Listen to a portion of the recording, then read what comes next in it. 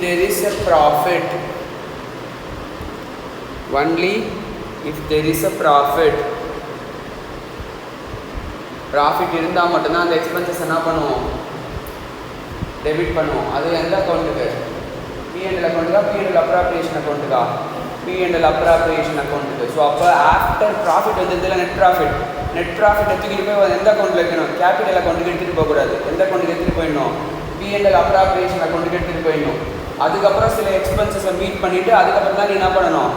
Capital அக்கௌண்ட்டுக்கு transfer பண்ணணும். அதுக்கு பேர் தான் இந்த P&L அப்ராப்ரியேஷன் அக்கௌண்ட். பட் சார்ஜுங்கிறது ப்ராஃபிட் வந்தாலும் லாஸ் வந்தாலும் என்ன பண்ணிடுவோம், நம்ம P&L அக்கௌண்ட்டில் போட்டுருவோம். அங்கெல்லாம் கேல்குலேட் பண்ணிகிட்டு இருக்க மாட்டோம். புரியுதா? Interest on loan of a partner வந்து சார்ஜ், இன்ட்ரெஸ்ட் ஆன் கேபிட்டல் வந்து அப்ராப்ரியேஷன். இன்ட்ரெஸ்ட் ஆன் லோன் என்னது? சார்ஜ். அப்படின்னா என்னது?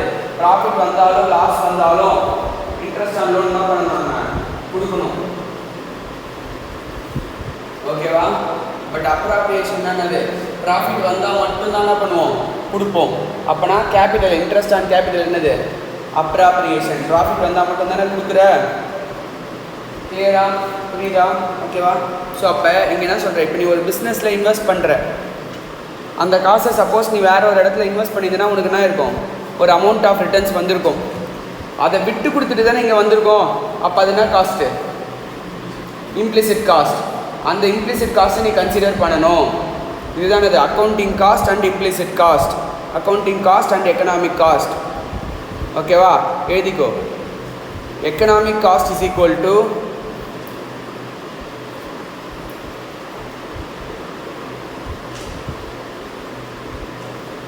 explicit cost plus implicit cost. மேலே எக்ஸ்பிளிசிட்டுக்கு அக்கௌண்டிங்னு எழுதுனியா? எக்ஸ்பிளிசிட் பக்கத்தில் அக்கௌண்டிங்னு எழுதுனியா இல்லையா? எழுதலைல்ல. எக்ஸ்பிளிசிட் பக்கத்தில் ப்ராக்கெட் போட்டு அக்கௌண்டிங் காஸ்ட்னு எழுதிக்கோ. எக்ஸ்பிளிசிட் பக்கத்தில் ப்ராக்கெட் போட்டு அக்கௌண்டிங் காஸ்ட்னு எழுதிக்கோ. ஓகேவா? Economic cost is equal to explicit cost plus implicit cost. என்னது? மேலே இருக்கிற காஸ்ட்டு ப்ளஸ் கூட என்ன சேரும், இம்ப்ளிசிட் காஸ்ட்டும் உனக்கு சேரும். புரியுதா? கிளியரா? ஸோ அதில் ஃபஸ்ட்டு இம்ப்ளிசிட் காஸ்ட் அப்படின்னு போட்டு கீழே next heading implicit cost is equal to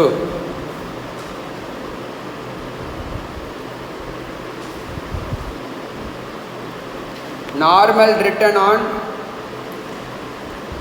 capital invested by the entrepreneur. Normal return na normal income. ஓகேவா?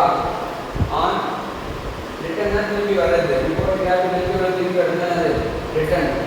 Normal return on capital invested by the entrepreneur in his own business.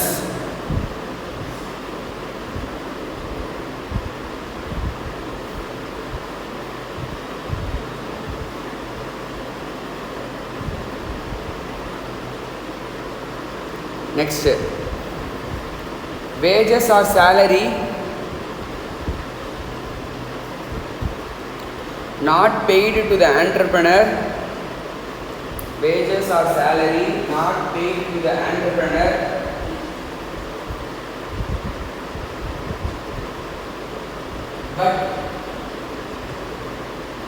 but if he worked somewhere,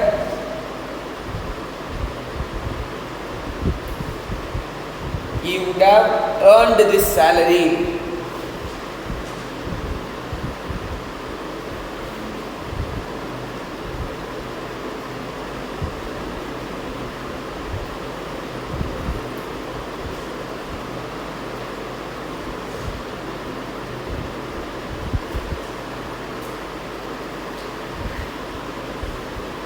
Okay va? Next point.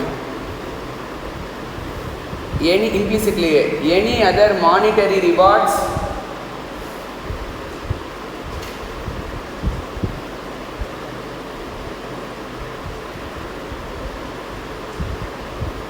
not taken by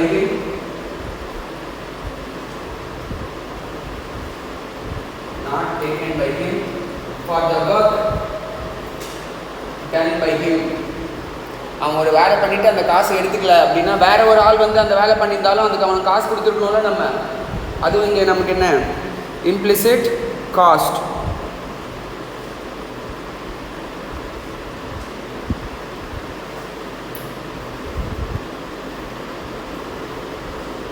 ஓகேவா, கிளியரா? So இப்போ first லைன்லேருந்து அந்த full பேராகிராஃபில் படிச்சுப்பார். கீழே அந்த கான்செப்டுக்கு முன்னாடி வரைக்கும், last பேராகிராஃப்க்கு முன்னாடி வரைக்கும் எல்லாமே படி. The concept of economic cost is important அப்படின்னு இருக்குல்ல, அதுக்கு முன்னாடி வரைக்கும் ஃபுல்லாக படி. ஏன் இதை நம்ம இந்த சாப்டர் ரொம்ப ஸ்ட்ரெஸ் பண்ணுறோன்னா, இது உனக்கு இன்டர்ல அப்படியே 100 மார்க்ஸ் பேப்பர் காஸ்டிங் அப்படின்னு சொல்லிட்டு, புரியுதா? ஸோ இந்த சாப்டர் நீ நல்லா படிச்சுட்டு போனால் மட்டும்தான் உங்களுக்கு இன்டர் ஈஸியாக இருக்கும். ஓகேவா? ப்ரொடக்ஷனில் ஃபஸ்ட்டு பார்ட்லாம் ஒரு மேட்டரே கிடையாது, 2 லா மட்டும் தான் மேட்டர். இந்த காஸ்ட் ஹைலி மேட்டர். இந்த காஸ்ட் வந்து கண்டிப்பாக நிறைய கொஸ்டின் கேட்பான் ஃபவுண்டேஷன்லேயுமே. கிளியராக இன்டர்க்குமே இது கேரி ஆன் ஆகும். அதனால் இப்போ தெளிவாக தெரிஞ்சு வச்சுக்கிறது ஹைலி இம்பார்ட்டன்ட். ஓகேவா?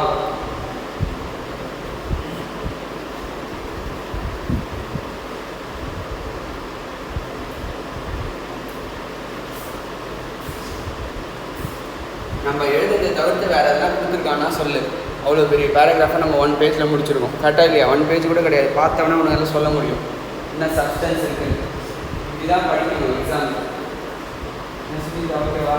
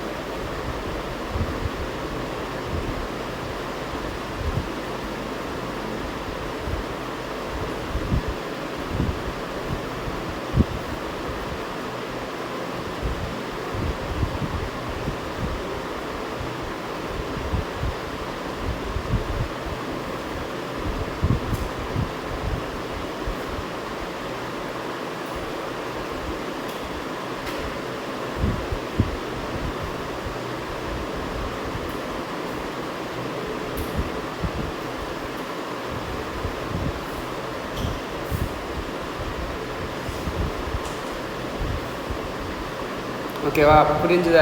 அக்கௌண்டிங் காஸ்ட்னா என்ன, இம்ப்ளிசிட் காஸ்ட்னா என்னன்னு புரிஞ்சுதா? Economic cost includes accounting cost. True or ஃபால்ஸா? ட்ரூ. ஓகேவா? கிளியரா? இப்போ நெக்ஸ்ட்டு ஹைலி இம்பார்ட்டண்ட். நல்லா கவனிச்சுக்கோ. உன்னுடைய டோட்டல் ரெவென்யூ 1 lakh, உன்னுடைய எக்ஸ்பிளிசிட் காஸ்ட் 80,000. அப்போ இந்த 20,000 வருதுல்ல, இது என்னது உனக்கு? ப்ராஃபிட். என்ன profit? Accounting profit or normal ப்ராஃபிட்னு சொல்லலாம். இந்த 20,000 என்னது? Accounting profit or normal profit அப்படின்னு சொல்லலாம். இப்போ உன்னுடைய எக்ஸ்பிளிசிட் காஸ்ட் வந்து இம்ப்ளிசிட் காஸ்ட் வந்து 20,000 வச்சுக்கோ. அப்போ இதை என்னன்னு சொல்லலாம்? இந்த 20,000 ஜீரோ எக்கனாமிக் ப்ராஃபிட்னு சொல்லலாம். புரியுதா? இப்போ உன்னுடைய இம்ப்ளிசிட் காஸ்ட் 30,000 வச்சுக்கோ. You have earned accounting profit but economic loss.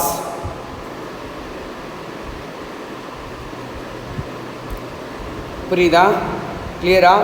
First total revenue.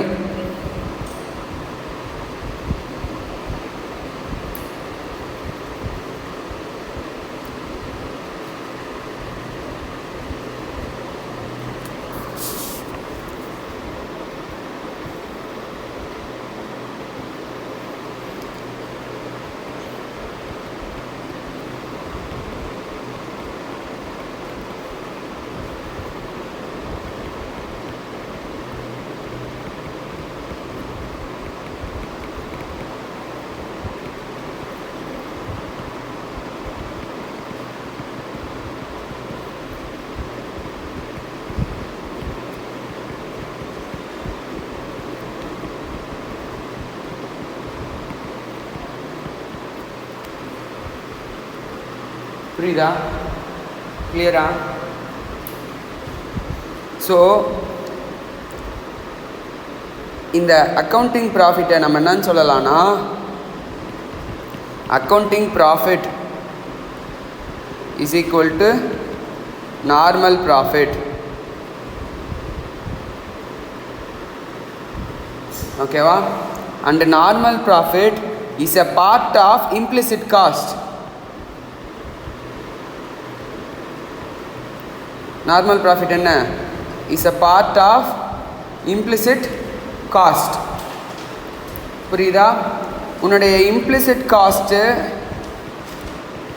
Is equal to normal profit இருந்துச்சுன்னா அப்போ உனக்கு என்னது? Zero economic profit.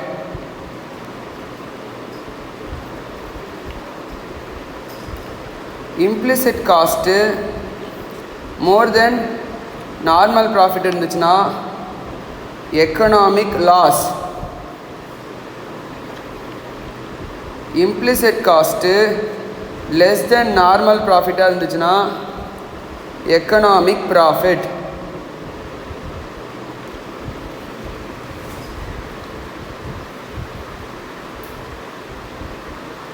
புரியுதா? என்னப்பா சந்தோஷ்? புரியுதா? புரியுதா? என்ன புரியுதா?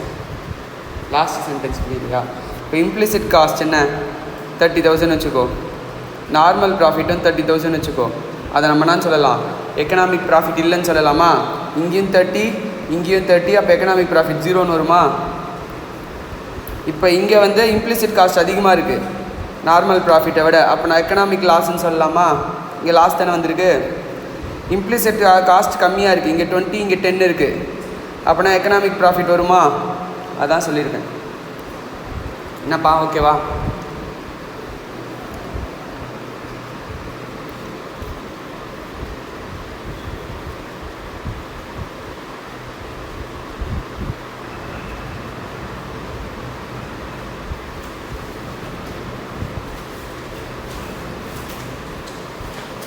இந்த வேர்டை எழுதிக்கோ. Normal profit is a part of implicit cost. நிறைய டைம் இந்த கொஸ்டினில் வேறு வேறு மாதிரி கேட்டிருக்காங்க. Normal profit is a part of, தனி சென்டென்ஸ் இருக்கும். Normal profit is a part of implicit cost. நிறைய தடவை வேறு வேறு மாதிரி அப்ஜெக்டிவ் டைப்பில் இதை நிறைய டைம் என்ன பண்ணியிருக்காங்க உனக்கு கேட்டிருக்காங்க. ஓகேவா?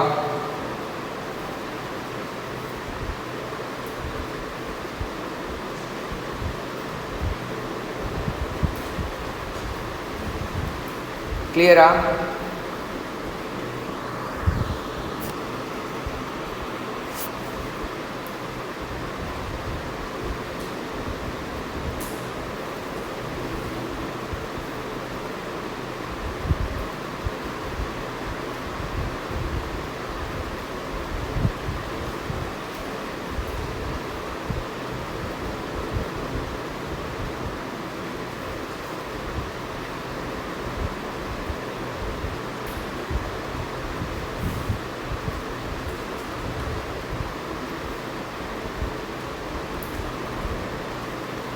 இது எல்லாமே ஸ்கூலில் வந்திருக்கு, ஆனால் யாருமே ஒழுங்காக நடத்தலை. ஈவன் உனக்கும் ஒன்றை எனக்கும் நடத்தலை ஸ்கூலில். ஓகேவா? கிளியரா? எல்லாமே ஸ்கூலில் வந்து ஒரு சிலபஸ் தான், ஆனால் அந்த டைம் என்ன பண்ணிருக்க மாட்டாங்க, ஒழுங்காக நடத்திருக்க மாட்டாங்க. நமக்கும் தெரியாது, நம்மளும் டப்பா அடிச்சிருப்போம் அந்த டைம். சரியா? அண்டர்ஸ்டாண்ட் பண்ணி எதுவுமே படிச்சிருக்க மாட்டோம். சிஏ ஃபஸ்ட்டு அண்டர்ஸ்டாண்டிங் தான் இம்பார்ட்டன்ட், மற்றது புரியுதா? அண்டர்ஸ்டாண்ட் பண்ணிட்டு தான் உன்னால் என்ன பண்ண முடியும், எக்ஸாம் பேப்பரை கையில் வைக்க முடியும். அண்டர்ஸ்டாண்ட் பண்ணாமல் எக்ஸாம் எழுதவே முடியாது. சரி, அப்படியே படிச்சுட்டு போய் எழுத முடியாது. சரியா?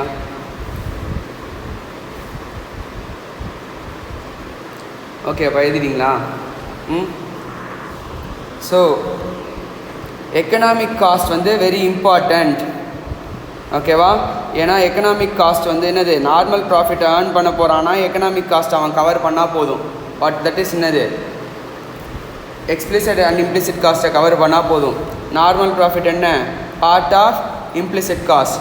ஸோ டோட்டல் ரெவென்யூ உன்னுடைய எக்ஸ்பிளிசிட் அண்ட் இம்ப்ளிசிட்டை மட்டும் கவர் பண்ணுதுன்னா அது என்னது, ஜீரோ எக்கனாமிக் ப்ராஃபிட். அதை தான் நான் இங்கே சொல்லியிருக்கேன். இங்கே பாரு, டோட்டல் ரெவென்யூ உன்னுடைய எக்ஸ்பிளிசிட் அண்ட் இம்ப்ளிசிட்டை மட்டும் கவர் பண்ணுதுன்னா நான் சொல்லியிருக்கேன், ஜீரோ எக்கனாமிக் ப்ராஃபிட்.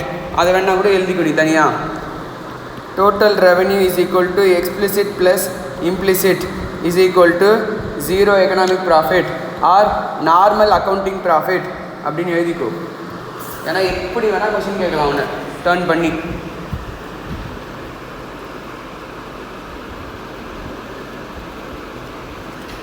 ஒரு கொஷின் தான் கேட்பாங்க இதில், இந்த பேராகிராஃபில். ஓகேவா? ஆனால் இது இன்டருக்கு ரொம்ப ரொம்ப இம்பார்ட்டண்ட்.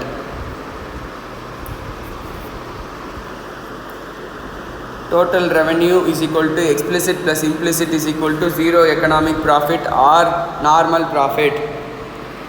Next என்ன, total revenue is greater than explicit plus implicit is equal to என்ன situation, super normal profit or positive economic profit or abnormal profit. Total revenue is more than explicit plus implicit is equal to இதான் இந்த statement வந்து என்ன mean பண்ணுது, super normal profit or positive economic profit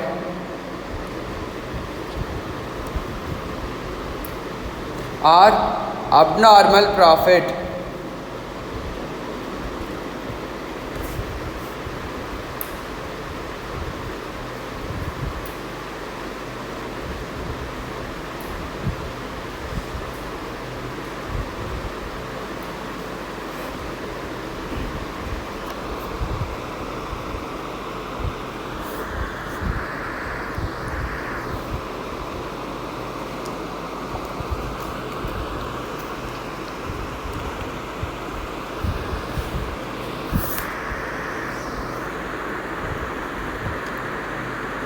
so இதோட நமக்கு என்ன முடியுது, accounting cost and economic cost பார்த்து முடியுது. கிளியரா? ஓகேவா? நெக்ஸ்ட் காஸ்ட் என்ன அப்படின்னா outlay cost and opportunity cost. Next cost என்ன, outlay cost and opportunity cost. Outlay காஸ்ட்னா என்னென்னா ஆக்சுவல் எக்ஸ்பெண்டிச்சர். அவுட்லே காஸ்ட்னா என்ன, ஆக்சுவல் எக்ஸ்பெண்டிச்சர். ஆப்பர்ச்சுனிட்டி காஸ்ட்னா என்ன, cost of next best alternative foregone. Outlay காஸ்ட்னா என்னது, ஆக்சுவல் எக்ஸ்பெண்டிச்சர். ஆப்பர்ச்சுனிட்டி காஸ்ட்னா என்ன, cost of next best alternative foregone. எதை விட்டு கொடுத்துட்டு வந்திருக்கியோ அதுக்கான காஸ்ட் தான் அது ஆப்பர்ச்சுனிட்டி காஸ்ட். இப்போ பேங்க்கில் போடாமல் வட்டியை விட்டு கொடுத்துட்டு வந்திருக்கல அது என்னது, ஆப்பர்ச்சுனிட்டி காஸ்ட். அவுட்லே காஸ்ட்னா என்ன, ரா மெட்டீரியல் செலவாகாமல் ஆகாதா, ஆகும். வேஜஸ் செலவாயிருக்குமா, இருக்கும், அது ஆயிருக்கும். பே பண்ணுறியோ பே பண்ணலையோ அது இங்கே முக்கியம் கிடையாது. இன்கர் பண்ணியிருந்தாலே என்னது அது அவுட்லே காஸ்ட்டு தான். புரியுதா? கிளியரா? ஓகேவா? எழுதிக்கோ நோட்டில், outlay cost versus opportunity cost அப்படின்னு போட்டு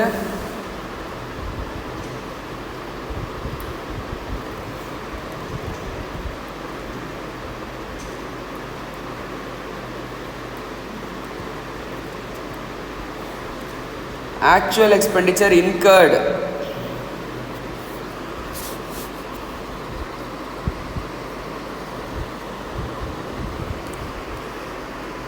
Actual expenditure incurred bracket la recorded in the books of accounts.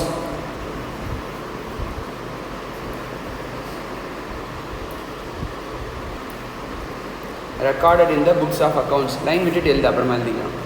ஒரு லைன் விட்டுட்டு எழுது. நெக்ஸ்ட் ஆப்பர்ச்சுனிட்டி காஸ்ட், ஓபிபி காஸ்ட்னு போட்டுக்கோ. ஓகேவா? Cost of next best alternative forgone. Cost of next best alternative forgone. எதை விட்டு கொடுத்துட்டு வந்திருக்கியோ அதுக்கான காஸ்ட் தானே அது ஆப்பர்ச்சுனிட்டி காஸ்ட். இதை மட்டும் ஸ்கூலில் சொல்லியிருப்பாங்க. நீ வந்து டிவி பார்க்குறதுக்கு பதில் படிச்சுனா எக்ஸாமில் நல்ல மார்க் எடுக்கலாம், அதுதானே அது ஆப்பர்ச்சுனிட்டி காஸ்ட் சொல்லியிருக்காங்களா? அதுவும் சொன்னது இல்லையா? என்னப்பா சொன்னதில்லை? சீரியஸாக சொன்னது இல்லையா? என்ன எடுக்கிறாங்கன்னே தெரிய மாட்டேங்குது. எங்களுக்கெல்லாம் சொன்னாங்கப்பாண்ணா. இதை மட்டும்தான் சொல்லுவாங்க ஆப்பர்ச்சுனிட்டி காஸ்ட்னா. புரியுதா? Next best alternative Furqan. ஒரு கொஸ்டின் கேட்கவா? ஆப்பர்ச்சுனிட்டி காஸ்ட்டில் ஏ 3 ப்ராடக்ட் நீ வந்து தயாரிக்கணும்னு இருக்க. ஏ தயாரிச்சுன்னா 8,000 ப்ராஃபிட் வருது, பி தயாரிச்சுன்னா 6,000 ப்ராஃபிட் வருது, சி தயாரிச்சுன்னா 4,000 ப்ராஃபிட் வருது. இப்போ உன்னால் ஒரே ஒரு ப்ராடக்ட் மட்டும் தான் சூஸ் பண்ண முடியும். நீ எந்த ப்ராடக்ட் சூஸ் பண்ணுவ? ஏ சூஸ் பண்ணுவ. ஏ சூஸ் பண்ணுறதுக்கான ஆப்பர்ச்சுனிட்டி காஸ்ட் என்ன? ஏ சூஸ் பண்ணுறதுக்காக நீ எதை விட்டு கொடுக்குற? நான் என்ன சொன்னேன்? ஆப்பர்ச்சுனிட்டி காஸ்ட் நான் என்னன்னு சொன்னேன்? அந்த லைனை படி. அப்போ ஆப்பர்ச்சுனிட்டி காஸ்ட் ஆஃப் ஏ என்ன? ஆன்சர் அமௌண்ட்டில் 6,000. ஆப்பர்ச்சுனிட்டி காஸ்ட் ஆஃப் பி என்ன? 4,8. ஆப்பர்ச்சுனிட்டி காஸ்ட் ஆஃப் சி என்ன? 8 6 8. ஏன்? நெக்ஸ்ட்டு பெஸ்ட்டு ஆல்டர்னேட்டிவ் ஒரு சம். இது 4 மார்க் இன்டர்ல. சீரியஸாக இன்டர்ல என்னது 4 மார்க் கொஸ்டின். என்னன்னா அந்த ப்ராஃபிட் இங்கே கொடுத்துட்டாங்கல்ல, ஆனால் அந்த ப்ராஃபிட்டை நீ கண்டுபிடிச்சி வந்து ஆப்பர்ச்சுனிட்டி காஸ்ட் என்னென்னு எழுதுகிற மாதிரி இருக்கும். Sales, variable cost, fixed cost இதெல்லாம் கொடுத்துருப்பாங்க. அது எல்லாத்தையுமே நீ கண்டுபிடிச்சி ஃபைனலாக ப்ராஃபிட்டை கண்டுபிடிச்சிட்டு அந்த ப்ராஃபிட்டில் எது பெஸ்ட்டுன்னு ஆல்டர்னேட்டிவ் நீ சூஸ் பண்ணி அது நீ என்ன பண்ணணும்? ஆப்பர்ச்சுனிட்டி காஸ்ட் ஆஃப் இது என்னன்னு சொல்லணும். எவ்வளோ மார்க்கு? 4 mark question இன்டரில். நான் ஏன் இங்கே ஸ்ட்ரெஸ் பண்ணுறேன்னா, உன்னுடைய இன்டரில் இது ஹை வெயிட்டேஜ் இருக்குது. 100 மார்க்ஸ். இந்த காஸ்ட் அப்படின்ற சாப்டரு ஒரு தனி புக்கு. புரியுதானா சொல்கிறேன்னு? அதே மாதிரி இங்கே டைம் வேல்யூ ஆஃப் மணி அப்படின்னு படிக்கிறது அங்கே ஒரு 50 மார்க்ஸ்க்கு ஒரு புக்கு. கிளியரா? எது ஹைலி இம்பார்ட்டண்ட்டோ அங்கே நான் ரொம்ப ஸ்ட்ரெஸ் பண்ணுவேன். தேவையில்லாத விஷயத்தெல்லாம் நான் ரொம்ப ஸ்ட்ரெஸ் பண்ணிக்க மாட்டேன். அதெல்லாம் நீ படிச்சு நான் புரியுதானா சொல்கிறேன்? கான்செப்ட் எக்ஸ்பிளைன் பண்ணிட்டு போயிடுவேன். நீ என்ன பண்ணால் போதும், அதை ஒரு 2 தடவை படித்து பார்த்துட்டு போனாலும் எக்ஸாம் எழுத முடியும். நேற்று ப்ரொடக்ஷன் என்ன பண்ணோம்? ஃபஸ்ட்டு இருக்கிறதுலாம் தேவையில்லாத விஷயம். சும்மா கதையாக வளன்னு சொல்லியிருப்பான். படித்து பார்த்தாலே தெரிஞ்சிருக்கும். கரெக்டாக இல்லையா? பட் இது நம்ம 2 பேஜ் எடுக்கிறதுக்கே நம்ம இப்போ 40 மினிட்ஸ் ஆகிடும். 2 பேஜ் கூட முடியல. கரெக்டாக? ஏன்னா இது அவ்வளோ இம்பார்ட்டண்ட். அதனால தான் இவ்வளோ பேசிகிட்டு இருக்கேன் இந்த விஷயத்தில். கிளியரானா சொல்கிறேன்னு? ஓகேவா? புரியுதா? ஸோ இது என்னது? Outlay cost and opportunity cost. ஓகேவா? ஸோ அதுதான் இங்கே உனக்கு ஃபுல்லாக வந்து எக்ஸ்பிளைன் பண்ணியிருக்காங்க. சரியா? கிளியரா? நெக்ஸ்ட் காஸ்ட் வந்து direct cost or traceable cost and indirect cost or non traceable cost. Heading எழுதிக்கோ. Direct cost and traceable cost. Next indirect cost and non traceable cost.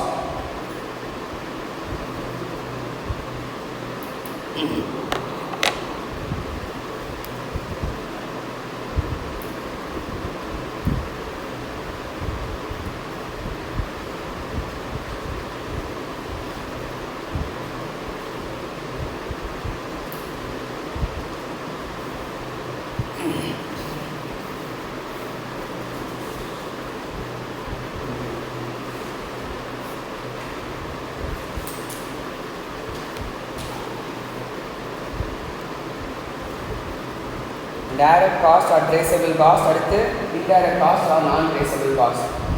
இப்போ இந்த பெண்ணை நான் ரெடி பண்ணணும்னு வச்சுக்கோங்க. என்னென்ன மெட்டீரியல்லாம் நான் இந்த பெண்ணுக்கு யூஸ் பண்ணிக்கணும் சொல்லு. இந்த பெண்ணை பார்த்து சொல்லு என்னென்ன மெட்டீரியல் யூஸ் பண்ணிக்கணும். இங்கு, next nib, next plastic, next rubber, கரெக்டாக இந்த மெட்டீரியல்லாம் யூஸ் பண்ணியிருக்கோம். ஸோ அப்போ இது எவ்வளோ ஆச்சுன்னு என்னால் டேரெக்டாக வெயிட் போட முடியுமா முடியாதா? இது வரைக்கும் எவ்வளோ ஆச்சு வெயிட் போட்டு பார்க்க முடியுமா முடியாதா? எவ்வளோ பிளாஸ்டிக் இன்கர் பண்ணியிருக்கேன்னு இது வரைக்கும் எவ்வளோ பிளாஸ்டிக் இன்கர் பண்ணியிருக்கேன்னு எனக்கு தெரியுமா தெரியாதா? இதில் எவ்வளோ பிளாஸ்டிக் இன்கர் பண்ணியிருக்கேன்னு எனக்கு தெரியுமா தெரியாதா? என்னால் ட்ரேஸ் பண்ண முடியுமா முடியாதா? ட்ரேஸ் பண்ண முடியும்ல. ஆனால் ஒரு லேபர் எடுத்து என்ன பண்ணுறான், இந்த பெண்ணை இந்த பிளாஸ்டிக் என்ன பண்ணுறான், இப்படி ஃபிக்ஸ் பண்ணுறான். அப்போ அந்த லேபர் எவ்வளோ ஹவர் ஆச்சுன்னு என்னால் ட்ரேஸ் பண்ண முடியுமா முடியாதா? முடியும். இந்த பெண்ணை இப்போ இந்த பெண்ணை நான் மேனுஃபேக்சர் பண்ண இவ்வளோ நேரம் ஒர்க் பண்ணுறேன்ப்பா, ட்ரேஸ் பண்ண முடிஞ்சிச்சா முடியாதா? முடியும். கரெக்டாக இல்லையா? ஸோ அப்போ அந்த மெட்டீரியல் லேபர் காஸ்ட்லாம் என்ன பண்ண முடியும், என்னால் ட்ரேஸ் பண்ண முடியும். பட் ஓவர் ஹெட் காஸ்ட் அவனால் என்ன பண்ண முடியாது, ட்ரேஸ் பண்ண முடியாது. வாட் இஸ் ஓவர் ஹெட்னா, இப்போ நான் பெண்ணை மேனுஃபேக்சர் பண்ணும்போது அந்த செக்யூரிட்டி அங்கே நின்றுட்டு இருக்கான்ல, அவனுக்கு நான் சம்பளம் கொடுத்துருக்கேன். அப்போ இந்த ப்ரொடக்ஷன் டிபார்ட்மெண்ட்டுக்கு தெரியுமா எத்தனை செக்யூரிட்டி நிற்கிறான், அவனுக்கு எவ்வளோ சம்பளம் கொடுத்துருக்கேன்னு ப்ரொடக்ஷன் டிபார்ட்மெண்ட்டுக்கு தெரியுமா? தெரியாது. கரெக்டாக இல்லையா? புரியுதானே சொல்கிறேன்னு? அப்போ அதெல்லாம் என்னது நமக்கு இன்டைரக்ட் காஸ்ட். இந்த வாடகை எவ்வளோ கொடுக்குறேன் அப்படின்னு சொல்லி ப்ரொடக்ஷன் டிபார்ட்மெண்ட்டுக்கு தெரியுமா? ப்ரொடக்ஷன் டிபார்ட்மெண்ட்டுக்கு தெரிய வேண்டியலான்னு எவ்வளோ மெட்டீரியல் யூஸ் பண்ணியிருக்கேன், எவ்வளோ லேபர் ஆகிருக்கு, இதை எஃப்ஜியாக முடிச்சிட்டேன், வெளியே போயிடுச்சு, அவ்வளோதான். கரெக்டாக இல்லையா? அப்போ டைரெக்டாக ப்ரொடக்ஷன் டிபார்ட்மெண்ட்டால் ட்ரேஸ் பண்ண முடியும் காஸ்ட் என்ன, டைரக்ட் காஸ்ட். இந்த எவ்வளோ நேரம் ஃபேன் முடிச்சு ப்ரொடக்ஷன் டிபார்ட்மெண்ட் உட்காந்து கவுண்ட் பண்ணிட்டு இருப்பான், நான் வேலையை விட்டுட்டு இதை ரெடி பண்ணி அமைச்சிட்டே இருப்பான். ஆனால் இந்த ஃபேன் பண்ணி எலக்ட்ரிசிட்டி பில் பே பண்ணுமா, பே பண்ணக்கூடாதா? பே பண்ணணும். அதை உன்னால் டேரெக்டாக சொல்ல முடியுமா இந்த ப்ராடக்ட்டுக்கு எவ்வளோ நேரம் ஆச்சுன்னு? சொல்ல முடியாது. ஆனால் அதுக்கும் ஒரு காஸ்ட் நீ இன்கர் பண்ணுறல, அதெல்லாம் என்ன காஸ்ட்டு, இன்டைரக்ட் காஸ்ட். அதெல்லாம் என்ன cost, indirect cost or non traceable cost. அதை என்னன்னு சொல்லுவாங்கன்னா ஓவர் ஹெட்ஸ்ன்னு சொல்லுவாங்க. அதை என்னன்னு சொல்லுவாங்க, ஓவர் ஹெட்ஸ். இப்போது இந்த காஸ்ட்டை நான் இந்த பெண்ணிலேருந்து ரெக்கவர் பண்ணுமா, ரெக்கவர் பண்ணக்கூடாதா? பண்ணணும். ஸோ என்ன பண்ணுவேன், டைரக்ட் காஸ்ட்லாம் நான் ஈஸியாக ஐடென்டிஃபை பண்ணி எழுதி வச்சுப்பேன். 0.5 kg பிளாஸ்டிக் ஆச்சு, 0.10 ml இங்க் ஆச்சு, ஒரு நிப்பு வச்சேன், இவ்வளோ ரப்பர் போட்டேன் அப்படின்றது டேரெக்டாக எழுதி வச்சுப்பேன். பட் இது இன்டைரக்ட் காஸ்ட்லாம் என்ன பண்ண முடியாது, எனக்கு தெரியாது. அது வேறு ஒரு டிபார்ட்மெண்ட் மெயின்டைன் பண்ணிட்டு வருவாங்க. மெயின்டைன் பண்ணிட்டு வந்தோடனே அவங்ககிட்ட போய் கேட்பேன், டோட்டல் இன்டைரக்ட் காஸ்ட் எவ்வளோ ஆச்சு? அவங்க 1 lakh சொல்கிறாங்க. ஓகேவா? நீ என்ன பண்ணியிருக்க, 1 lakh பென் ப்ரொடியூஸ் பண்ணியிருக்கேன். என்ன பண்ணுவேன் உடனே 1 lakh divided by 1 lakh 1 rupee per pen என்ன பண்ணுவேன், இன்டைரக்ட் காஸ்ட் ஆட் பண்ணிப்பேன். கரெக்டாக இல்லையா? புரியுதானே சொல்கிறேன்? அப்போது இந்த இன்டைரக்ட் காஸ்ட் என்ன பண்ணுறோம், over the head of each unit போடுறோம் நம்ம. கரெக்டாக இல்லையா? எத்தனை யூனிட்ஸ் ப்ரொடியூஸ் பண்ணும்போது 50,000 யூனிட்ஸ் ப்ரொடியூஸ் பண்ணி என்ன பண்ணுவேன், 1 lakh divided by 50,000 units 2 rupees போட்டுப்பேன். புரியுதா? அப்போ over the each head of produce unit மேலே போடுறதுனால அந்த இன்டைரக்ட் காஸ்ட்டை நம்ம என்ன சொல்லணும், ஓவர் ஹெட் அப்படின்னு சொல்லுவோம். புரியுதா? கிளியராக? Over the head of each unit போடுறதுனால அந்த இன்டைரக்ட் காஸ்ட் என்னன்னு சொல்லுவோம், ஓவர் ஹெட் அப்படின்னு சொல்லுவோம். கிளியரா? புரிஞ்சுதா? இந்த ஒரு topic 8 mark question over head ரிலேட்டடாக இந்த மாதிரி பிரித்து போடுறது. டோட்டல் ஓவர் ஹெட் எவ்வளோன்னு பார்த்துட்டு அதை வந்து எவ்வளோ யூனிட்ஸ் ப்ரொடியூஸ் பண்ணியிருக்கோன்னு பார்த்துட்டு ஒவ்வொரு யூனிட்டும் எவ்வளோ ஓவர் ஹெட் எடுத்துகிட்டு போகணும்னு சொல்லி கேல்குலேட் பண்ணுறது இன்டரில் 8 மார்க் கொஸ்டின் இருக்கிற ஒரு சாப்டர். புரியுதா? கிளியரா? இங்கே உனக்கு தியரியாக தான் இருக்கும் எல்லாமே. புரியுதா? நான் அவனை ஃபவுண்டேஷனுக்கு மட்டும் ப்ரிப்பேர் பண்ணல, இப்போதுலேருந்தே நீ நெக்ஸ்ட் லெவலுக்கும் சேர்த்து என்ன ஆகணும், ப்ரிப்பேர் ஆகணும். உனக்கு எல்லாமே இப்போ பேஸ்ன்னு எது கொடுத்துருக்காங்க, ஃபவுண்டேஷன்னு. ஒரு வீடு கட்டணும்னா பேஸுக்கு போடுறோமா இல்லையா, ஃபவுண்டேஷன் போடுறோமா இல்லையா? அப்போ அது ஸ்ட்ராங்காக தான் நெக்ஸ்ட் லெவல் போக முடியும். கரெக்டாக? அதனால் இன்ஸ்டியூட் ரொம்ப தெளிவாக இருக்கான். நீ நல்லா படிச்சுனா மட்டும்தான் ஃபவுண்டேஷன் ஒன்றை பாஸ் பண்ணுவேன், நல்லா படிக்கலாம் என்ன பண்ண மாட்டேன், பாஸ் பண்ண மாட்டேன். நீ யாராக வேணா இது, தமிழ் மீடியம் மாதிரி இங்கிலீஷ் மீடியம் மாதிரி யாராக வேணா இது, எல்லாராலையும் படிக்க முடியும். இங்கிலீஷ்ன்றது ஒரு மீடியம் தான். கரெக்டாக இல்லையா? ஒரு எக்ஸ்சேஞ்ச் தான். கரெக்டாக இல்லையா? கம்யூனிகேஷன் மீடியம் தான். அது வந்து உனக்கு பேரியர்னு சொல்லி நம்ம சொல்ல முடியாது. நம்ம குழந்தை பிறகும்போது நமக்கு இங்கிலீஷ் தெரியுமா, குழந்தையாக இருக்கும்போது தெரியாது. கரெக்டாக இல்லையா? ஓவர் த பீரியட் நம்ம லேர்ன் பண்ணிட்டு வரதான். இன்ஃபேக்ட் சொல்ல போனோம்னா ஒரு 8th 9th அப்படின்னா 10th 11th 12th அந்த வருஷத்துல தான் நம்ம லேர்ன் பண்ணியிருப்போம். கிராமர்னா என்ன அப்படிங்கிறதே அப்போ தான் லேர்ன் பண்ண ஆரம்பிச்சிடும். அது மாதிரி என்ன வேர்ட்ஸ்னா என்ன அப்படி தான் படிச்சுட்டு வந்துருவோம். கரெக்டாக? புரியுதானே சொல்கிறேன்னா? ஸோ நீங்கள் அதுக்கேற்ற டைமை அதில் ஸ்பெண்ட் பண்ணிங்கன்னா இங்கிலீஷ்ன்றது ஒரு மேட்டரில் ஈஸியாக கற்றுக்கலாம். புரியுதா? அது ஒரு மீடியம் தான், எக்ஸ்சேஞ்ச் தான், ஒரு கம்யூனிகேஷன் லாங்குவேஜ் தான். ஓகேவா? அதை நம்ம ஈஸியாக கற்றுக்கலாம். அது வரலன்னு சொல்லி சார் எனக்கு இங்கிலீஷ் தெரியல அப்படின்னு சொல்லி யோசிச்சுட்டு இருக்காரு. இந்த சென்டென்ஸ் படித்தா புரியலையா, உடனே அதுக்கான மீனிங் என்னன்னு தேடி பார்த்து உடனே புக்கில் உனக்கு புரிகிற மாதிரி எழுதி. நமக்கு தேவை அண்டர்ஸ்டாண்டிங். ஏன்னா இது அப்ஜெக்டிவ் டைப், எதுவும் நீ எழுத போகிறது கிடையாது. கரெக்டாக ஏபிசிடி மட்டும் தான் மார்க் பண்ண போகிற. ஓகேவா? ஸோ எது புரியலையோ அந்த வேர்டை எழுதி வை டிக்ஷனரி பார்த்து. இல்லையா என்கிட்ட வந்து கேளு, உனக்கு எங்கேயும் தேடி கிடைக்கலன்னா. புரியுது? அப்படி பண்ணினா இந்த இதெல்லாம் ஈஸியாக வந்து செம்மையாக ஸ்கோர் பண்ணலாம். 90 மார்க்ஸ் அழகாக எடுக்கலாம் எக்கனாமிக்ஸில். 10% எரர் வச்சா கூட எவ்வளோ மார்க் எடுக்கலாம் எக்கனாமிக்ஸில்? 90 மார்க்ஸ் ஈஸியாக ஸ்கோர் பண்ணலாம். ஓகேவா, கிளியரா? ஸோ இதான cost. Direct or traceable cost and indirect or non traceable cost. Direct cost கீழே எழுதிக்கோ.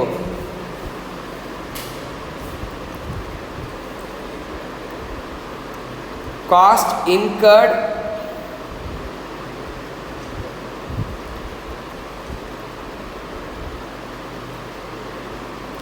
that are directly related to the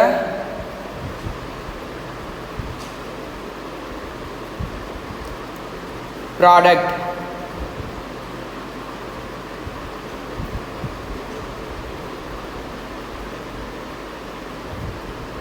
and identifiable and traceable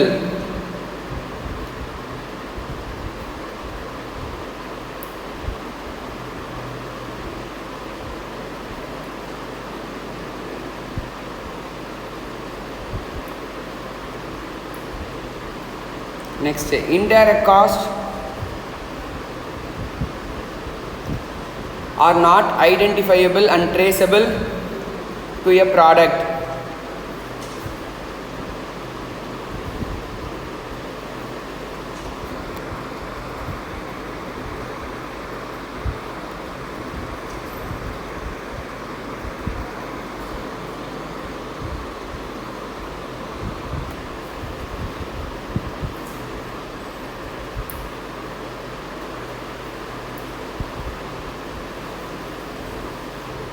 Next, incremental cost and sunk cost. Incremental cost and sunk cost. Incremental cost into the marginal cost. For every additional unit, எவ்வளோ cost increase ஆயிருக்கு அப்படின்னு பார்க்கறது தான் அது incremental cost.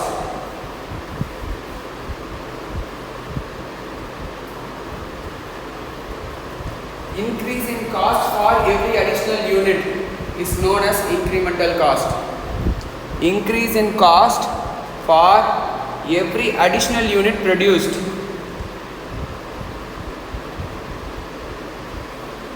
is known as incremental cost.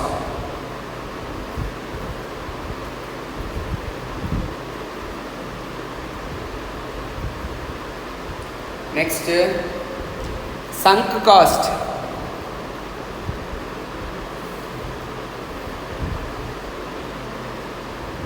Already incurred and cannot be recovered. Already incurred and cannot be recovered.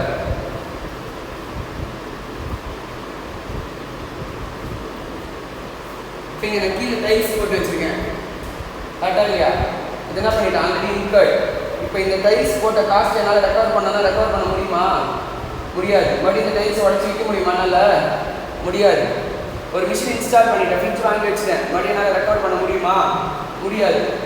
ஒரு building கட்டிட்டேன், மறுபடியும் என்னால் ரெக்கவர் பண்ண விற்கிறது வேறு, பட் அதே பிஸ்னஸ் வந்து ரெக்கவர் பண்ண முடியுமா? முடியாது. புரியுதானே சொல்கிறேன்னு? ஸோ சங்க் காஸ்ட் நான் ஒன்ஸ் அதை இன்கர் பண்ணிட்டேன், அதனால் சரி ஓகே அவ்வளோ. ஏன் வீட்டுக்கு வாடகைக்கு போகிறேன்னு ஒத்துக்கிட்டேன். நீ இந்த மாதம் என்ன பண்ணுற? ஒரு வீடுன்றதே ப்ரொடக்ஷன் யூனிட்டாக வச்சுக்கோ. ஓகேவா? ஒரு கம்பெனி, நீ இந்த இடத்துல ஒரு கம்பெனி ஸ்டார்ட் பண்ணுற, மாதம் 20,000 தரேன்னு ஒத்துக்கிட்டேன். இன்னும் நீ ப்ரொடக்ஷனே ஸ்டார்ட் பண்ணல, 20,000 கொடுக்கணுமா கொடுக்கக்கூடாதா? கொடுக்கணும். கமிட்டட். ஆல்ரெடி என்னது அந்த காஸ்ட்டு கமிட்டட். நீ என்ன பண்ணி ஆகணும்? அந்த காஸ்ட்டை கொடுத்தே ஆகணும். அதனால என்ன பண்ண முடியாது? ரெக்கவர் பண்ணவே முடியாது. ப்ரொடியூஸ் பண்ணலன்னு சொல்லி என்ன பண்ண முடியாது? ரெக்கவர் பண்ண முடியாது. இதுதான் அது chunk cost. Next historical cost and replacement cost.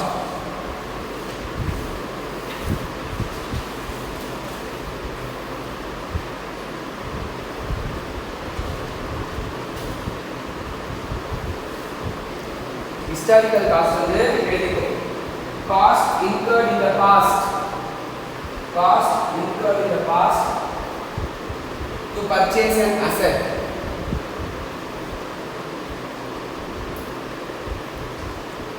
Cost incurred in the past. PAST. Cost incurred in the past to purchase an asset. Next, replacement cost is equal to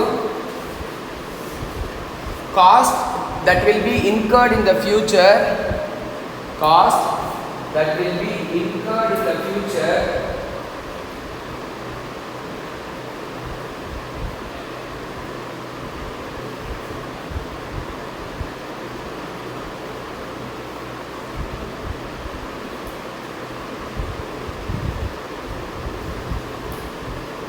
cost that will be incurred in the future to replace an old asset.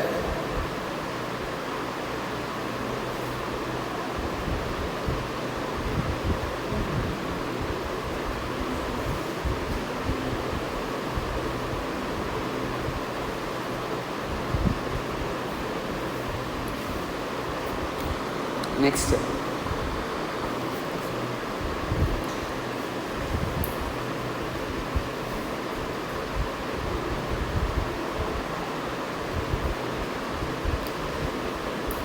private cost and social cost எழுத தேவையில்ல, சிம்பிளாக நீ படிச்சுக்கிட்டா போதும். ஓகேவா?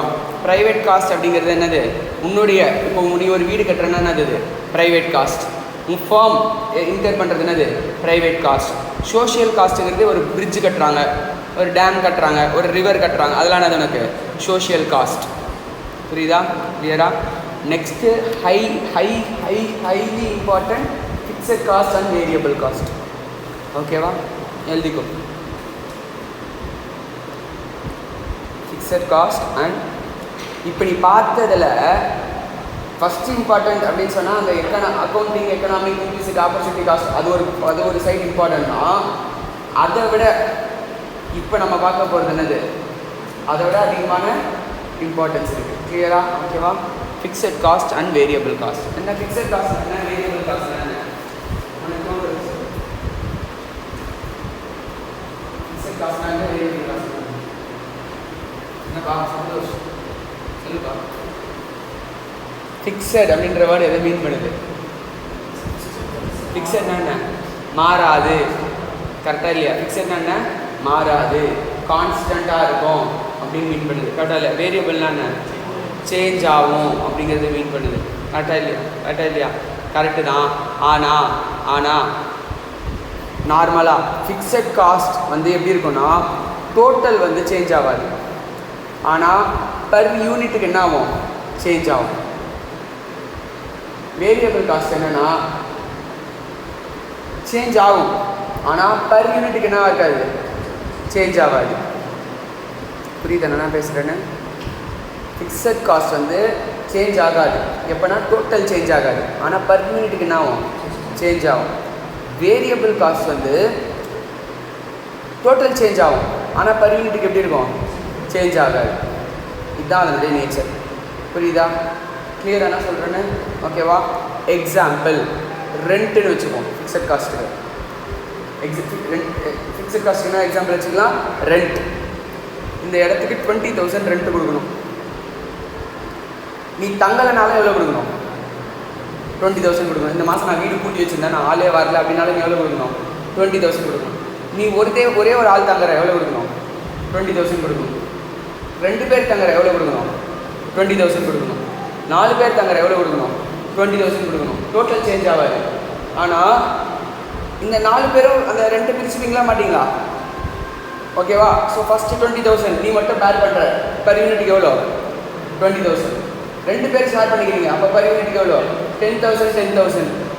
3 பேர் share பண்ணிக்கிறீங்க, அப்போ per யூனிட்டுக்கு எவ்வளோ? 6,000 சம்திங் வரும். 6,666 அந்த மாதிரி வரும். ஓகேவா? 4 பேர் ஷேர் பண்ணுறீங்க, அப்போது 5,000 5,000 5,000. அப்போது டோட்டல் சேஞ்ச் ஆகாது, ஆனால் பர் யூனிட்டுக்கு என்ன ஆகும்?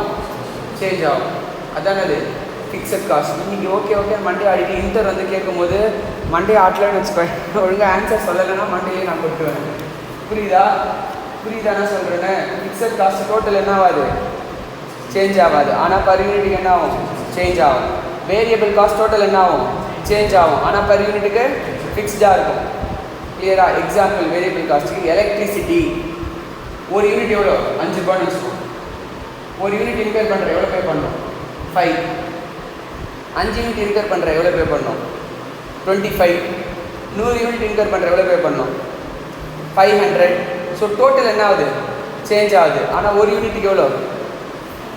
5 ஃபிக்ஸ்டாக இருக்குது. புரியுது என்ன சொல்கிறேன்னு? ஓகேவா? எழுதிக்கோ. Fixed cost, total fixed cost is fixed bracket constant. Total fixed cost is fixed bracket constant. மறுபடியும் ப்ராக்கெட்டில் will not change.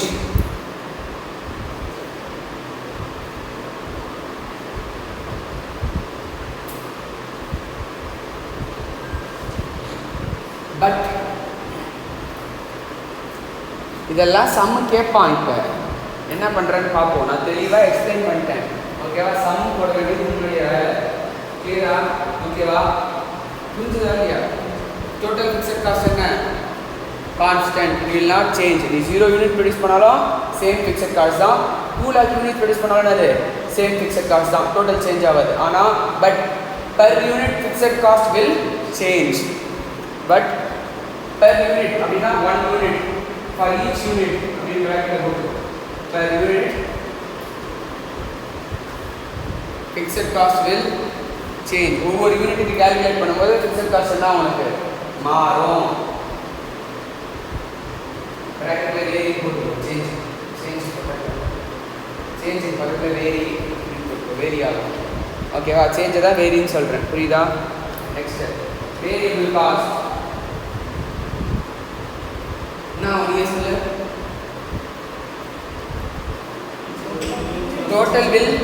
total variable cost will change, but per unit variable cost will be constant, bracket fixed or will not change.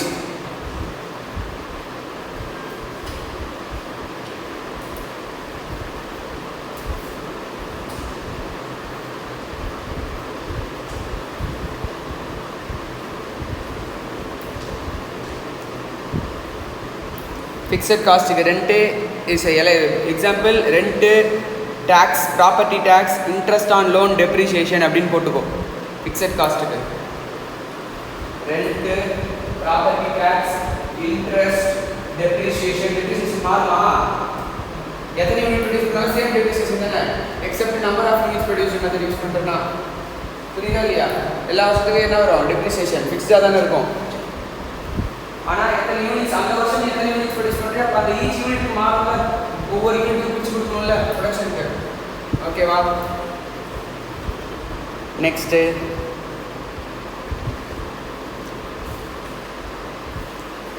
Variable காஸ்ட்டுக்கு example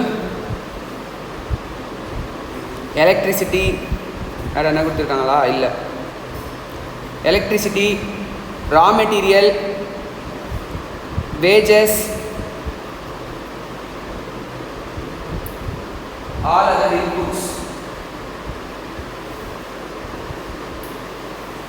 நார்மலா electricity வந்து indirect எக்ஸ்பென்சஸ்ல வரும், direct எக்ஸ்பென்சஸ்ல வராது. ஒரு எக்ஸாம்பிளுக்காக சொன்னேன். ஓகேவா? கிளியரா? எலக்ட்ரிசிட்டி வந்து இன்டைரக்ட் எக்ஸ்பென்சஸ் போட்டுக்கோ, உங்களுக்கு புரியறதுக்காக இங்கே நான் சொன்னேன். சரியா? நெக்ஸ்ட் ஃபிக்ஸட் காஸ்ட்டை வந்து ரெண்டாக பிரிக்கலாம். ஒன்று கண்ட்ரோலபிள் ஃபிக்ஸட் காஸ்ட், இன்னொன்று கண்ட்ரோலபிள் ஃபிக்ஸட் காஸ்ட். ஃபிக்ஸட் காஸ்ட்டை மறுபடியும் ரெண்டாக பிரிக்கலாம். என்னது? Controllable fixed cost, uncontrollable fixed cost.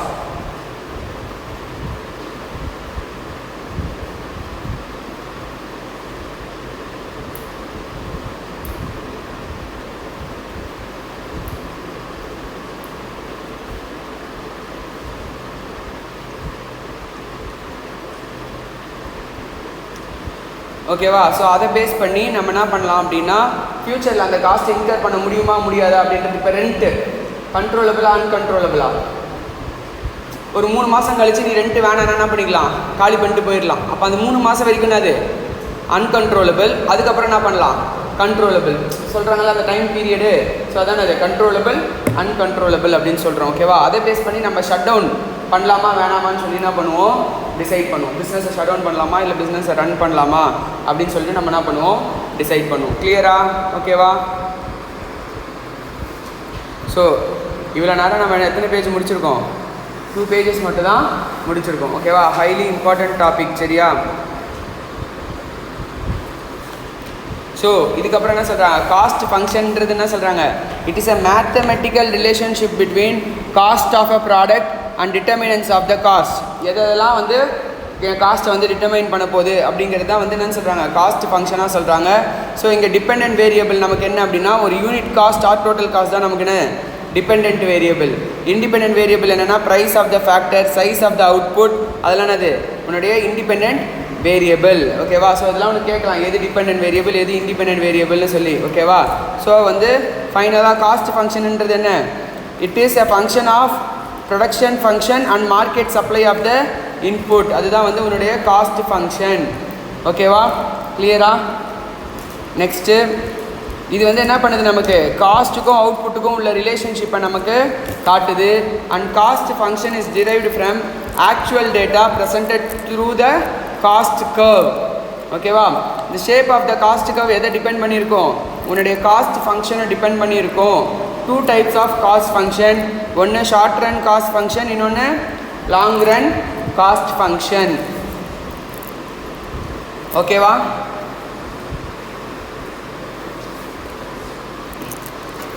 So இப்போ நீ சொல்லு, டோட்டல் ஃபிக்ஸட் காஸ்டோடைய கர்வ் எப்படி இருக்கும்? ஹாரிசான்டலாக இருக்குமா? ஓகே, ஃபஸ்ட்டு வந்து அவுட்புட் வந்து எக்ஸ் ஆக்சிஸில் வச்சுக்கோ. அவுட்புட்டை வந்து எக்ஸ் ஆக்சிஸில் வச்சுக்கோ. காஸ்ட்டை வந்து ஒய் ஆக்சிஸில் வச்சுக்கோ. காஸ்ட்டை ஒய் ஆக்சிஸில் வச்சுக்கோ. ஃபிக்ஸட் காஸ்ட் எப்படி இருக்கும் கர்வ்? யோசிச்சு பார்த்து சொல்லு. அவுட்புட் மாற மாற ஃபிக்ஸட் காஸ்டோடைய கர்வ் எப்படி இருக்கும்? ஃபஸ்ட்டு 0 யூனிட்ஸ் ப்ரொடியூஸ் பண்ணுறேன், 10 யூனிட்ஸ் ப்ரொடியூஸ் பண்ணுறேன், 20 யூனிட்ஸ் ப்ரொடியூஸ் பண்ணுறேன், 30 யூனிட்ஸ் ப்ரொடியூஸ் பண்ணுறேன். எப்படி இருக்கும் ஃபிக்ஸட் காஸ்டோடைய கர்வ்? ஸ்ட்ரெயிட் லைன்னா எப்படி? இப்படியும் ஸ்ட்ரெயிட் லைன்னா, இப்படியும் ஸ்ட்ரெயிட் லைன்னா, இப்படியும் ஸ்ட்ரெயிட் லைன்னா, கரெக்டாக இல்லையா? ஹாரிசான்டலாக இருக்கும். ஃபிக்ஸட் காஸ்டோடைய கர்வ் எப்படி இருக்கும்? ஹாரிசான்டலாக இருக்கும். ஓகேவா? எங்கேருந்து ஸ்டார்ட் ஆகும்? 0லேருந்து ஸ்டார்ட் ஆகுமா இல்லை மேலேருந்து ஸ்டார்ட் ஆகுமா? மேலேருந்து ஸ்டார்ட் ஆகும். கரெக்டாக இல்லையா? ஸோ இப்போ ஒரு ஃபிக்ஸட் காஸ்ட் கர்வ் எடுத்துக்கிறேன்னா 0 யூனிட் ப்ரொடியூஸ் பண்ணாலும் சேம் ஃபிக்ஸட் காஸ்ட்டு தான். 1 யூனிட் ப்ரொடியூஸ் பண்ணாலும் சேம் ஃபிக்ஸட் காஸ்ட் தான். 10 யூனிட் ப்ரொடியூஸ் பண்ணாலும் சேம் ஃபிக்ஸட் காஸ்ட் தான். 1000 யூனிட்ஸ் ப்ரொடியூஸ் பண்ணாலும் சேம் ஃபிக்ஸட் காஸ்ட் தான். புரியுதா? அப்போ ஃபிக்ஸட் காஸ்ட் கர்வ் எப்படி இருக்கும்? ஹாரிசான்டலாக இருக்கும். வேரியபிள் காஸ்ட் கர்வ் எப்படி இருக்கும்? 0 யூனிட்ஸ் ப்ரொடியூஸ் பண்ணால் காஸ்ட் என்ன? 0. 1 யூனிட் ப்ரொடியூஸ் பண்ணால் காஸ்ட் என்ன? 5. இப்போ நம்ம பார்த்தோம்ல எலக்ட்ரிசிட்டி, அப்போ 1க்கு நேராக 5. 2 யூனிட்ஸ் ப்ரொடியூஸ் பண்ணால் காஸ்ட் என்ன? 10. 3 யூனிட்ஸ் ப்ரொடியூஸ் பண்ணால் காஸ்ட் என்ன? 15. 4 யூனிட்ஸ் ப்ரொடியூஸ் பண்ணால் காஸ்ட் என்ன? 20. வேரியபிள் காஸ்ட் கர்வ் எப்படி இருக்கும்? டோட்டல் காஸ்ட் கர்வ் எப்படி இருக்கும்? 0 யூனிட்ஸ் ப்ரொடியூஸ் பண்ணால் டோட்டல் காஸ்ட் என்ன இருக்கும்? Total cost is equal to total fixed cost plus total variable cost. எப்படி இருக்கும்? எங்கேருந்து ஸ்டார்ட் ஆகும் டோட்டல் காஸ்ட் கர்வ்? யோசிமா, மேப்பில் பிளாட் பண்ணு. 0 யூனிட்டுக்கு இவ்வளோ. 0 யூனிட்ஸ் ப்ரொடியூஸ் பண்ணால் காஸ்ட் இன்கர் பண்ணுமா பண்ணக்கூடாதா? 0 யூனிட்ஸ் ப்ரொடியூஸ் பண்ணால் எவ்வளோ காஸ்ட் இன்கர் பண்ணுவேன்? 0 யூனிட்ஸ் ப்ரொடியூஸ் பண்ணால் உனக்கு செலவாகுமா ஆகாதா? ஆகுமா ஆகாதா? ஆகுமா ஆகாதா? ஆகாது. ஆகாது. ஆகாது. தலையிலே குட்டு எல்லாரும் குட்டு குட்டு குட்டு குட்டு பார்க்கணும். நல்லா என்ன சொன்னேன்? டோட்டல் காஸ்ட்ன்றது total variable cost plus total fixed cost. 0 units produce பண்ணாலும் நீ 2 பே பண்ணுமா பே பண்ணக்கூடாதா? அப்போ 0 யூனிட்ஸில் நீ என்ன காஸ்ட் இன்கர் பண்ணுவேன்? என்ன காஸ்ட் இன்கர் பண்ணுவேன்? ஃபிக்ஸட் காஸ்ட் இன்கர் பண்ணுவேன். 0 யூனிட்ஸில் என்ன காஸ்ட் இன்கர் பண்ணுவேன்? ஃபிக்ஸட் காஸ்ட் இன்கர் பண்ணுவேன். ஃபஸ்ட் யூனிட்ஸ் ப்ரொடியூஸ் பண்ணும்போது தான் என்ன பண்ணுவேன்? நீ fixed cost plus variable cost ரெண்டுத்தையுமே என்ன பண்ணுவேன்? இன்கர் பண்ணுவேன். புரியுதா? அப்போ எங்கேருந்து ஸ்டார்ட் ஆகும்? 0 யூனிட்ஸ் ப்ரொடியூஸ் பண்ணும்போது ஃபிக்ஸட் காஸ்ட் இன்கர் பண்ணணும். ஃபஸ்ட் யூனிட் ப்ரொடியூஸ் பண்ணும்போது 5. கரெக்டா? சரி, இங்கேருந்து உனக்கு என்ன ஆகும்? டோட்டல் காஸ்ட்டு கர்வ் வரும். இது total cost, total variable cost, total fixed cost. புரியுதா? புரியலையா? புரியுதா? புரியலையா? ஓகேவா? 0 யூனிட்ஸ் ப்ரொடியூஸ் பண்ணாலும் டோட்டல் காஸ்ட் ஃபிக்ஸட் காஸ்ட்டை இன்கர் பண்ணுவியா மாட்டியா? இன்கர் பண்ணுவியா மாட்டியா? இன்கர் பண்ணுவல சொன்னனா இல்லையா? எக்ஸாமில் கேட்பான். அவன் பாட்டு ஒரு சம்மு கொடுத்து வச்சுருப்பான். காஸ்டெல்லாம் சொல்ல மாட்டான். நீயா கண்டுபிடிக்கிற மாதிரி இருக்கும். கிளியரா? ஓகேவா? ஸோ வேரியபிள் காஸ்ட் உனக்கு எப்படி இருக்கும்? எப்படி இருக்கும்? அண்ட் டோட்டல் காஸ்ட் எப்படி இருக்கும்? இங்கேருந்து ஸ்டார்ட் ஆகும். இது உன்னுடைய வேரியபிள் காஸ்ட். கிளியரா? ஓகேவா? ஆர் இப்படி கூட சொல்லலாம், total cost minus total fixed cost is equal to total variable காஸ்ட்னு சொல்லலாமா? Total cost is equal to total fixed cost plus total variable cost சொல்லும் போது அப்போ வேரியபிள் காஸ்ட் வேணும்னா என்ன பண்ணலாம்?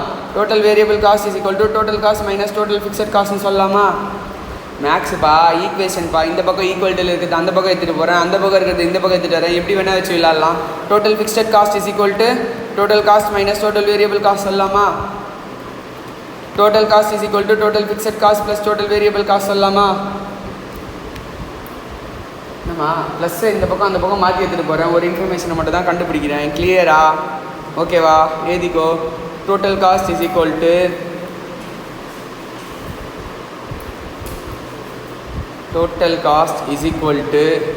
Total fixed cost plus total variable cost.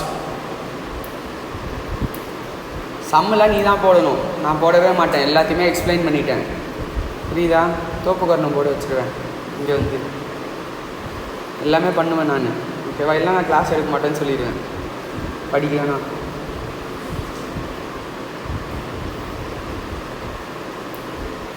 இப்போ தானேப்பா பார்த்தோம், எப்படிம்மா மறந்த? 0 யூனிட்ஸு நீ தங்கனாலும் தங்கல்னாலும் சொன்னேன், 0 யூனிட்ஸ் ப்ரொடியூஸ் பண்ணாலும் இதை நான் சொன்னேன். நோட்டில் எழுதி வச்சுக்கோ.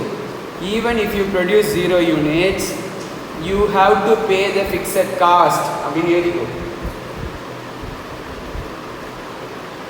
Even if you produce 0 units, you have to pay the fixed cost.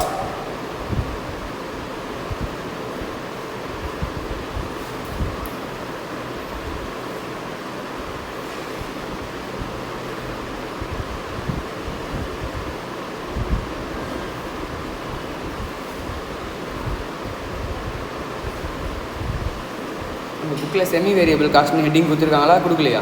Data map மட்டும் கொடுத்துருக்காங்களா? ஹெட்டிங்லாம் கொடுக்கல, மேப் மட்டும் தான் கொடுத்துருக்காங்கல்ல.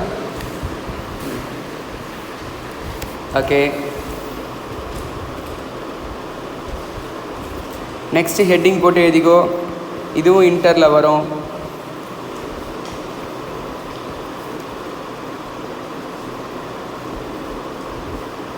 செமி வேரியபிள் காஸ்ட் அப்படின்னா என்னென்னா 100% ஃபிக்ஸடும் கிடையாது, 100% வேரியபிளும் கிடையாது. அப்படின்னா என்னது? சில போர்ஷன் ஃபிக்ஸடையும் சில போர்ஷன் வேரியபிளையும் என்ன பண்ணியிருக்குது? மிக்ஸ் பண்ணியிருக்கு. அதுக்கு பேர் தானே அது செமி வேரியபிள் காஸ்ட். ஓகேவா?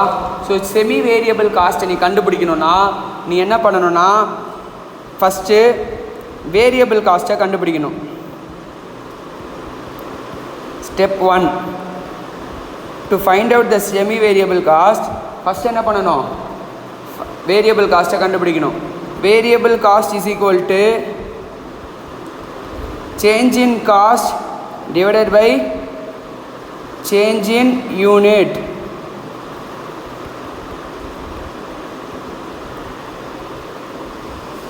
Variable cost per unit is equal to change in cost divided by change in unit. கிளியரா? ஓகேவா? புரியுதா?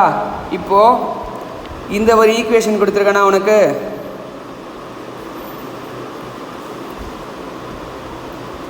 இங்கே என்ன சொல்லியிருக்கேன்? வேரியபிள் காஸ்ட் பர் யூனிட் இங்கே சொல்லியிருக்கேன்னா ஓகேவா? கிளியரா? இப்போ நான் ஒரு கொஷின் கொடுக்குறேன், அதுக்கு நீ ஆன்சர் போடு.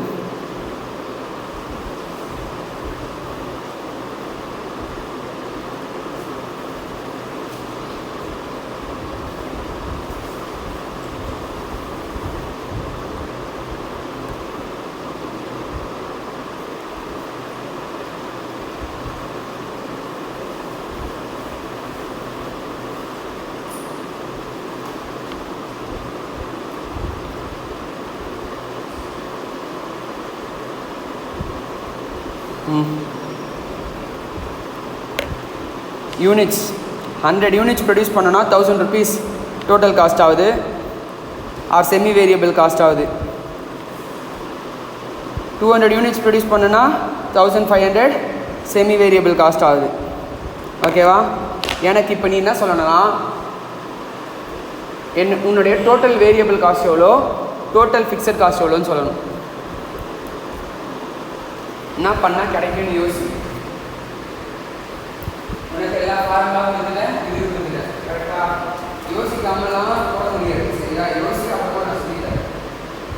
சரிங்களா? ஃபஸ்ட்டு யோசி அண்டே போட்டு கசக்கு.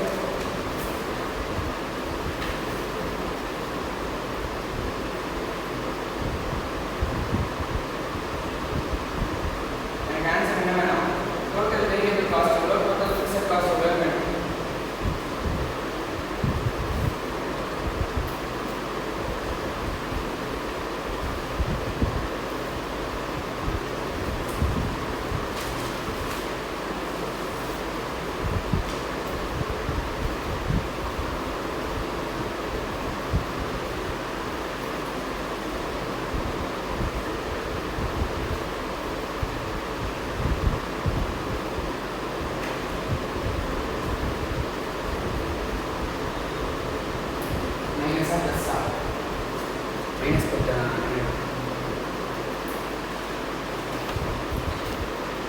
நான் போடுறது இருக்கட்டும், உனக்கு சொல்லிக் கொடுத்தேன்ல இவ்வளோ நேரம். கரெக்டாக இல்லையா?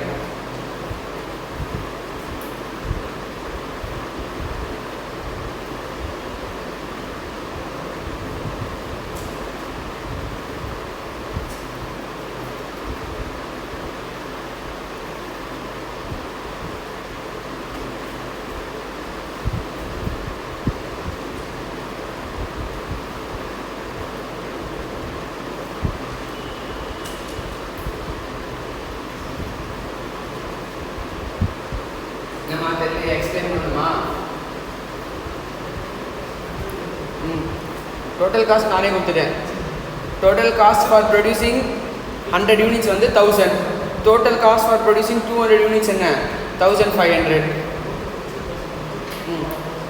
டோட்டல் ஃபிக்ஸட் காஸ்ட் வந்து 1000. எப்படி கான்ஸ்டண்ட்டாக இருக்கும்? அப்போனா 0 யூனிட்டுக்கு தானே கான்ஸ்டண்ட்டாக இருக்கும். 1000 யூனிட்ஸில் அப்போ fixed cost plus variable cost add ஆகி தானே டோட்டல் காஸ்ட்னு சொல்ல முடியும். வேரியபிள் காஸ்ட் ஆட் ஆகாமல் எப்படி நீ வந்து ப்ரொடியூஸ் பண்ணுவேன்? பிளாஸ்டிக் யூஸ் பண்ணாமல் ப்ரொடியூஸ் பண்ணுவேன். வேரியபிள் காஸ்ட் எவ்வளோ ஃபார் 1000 யூனிட்ஸ்?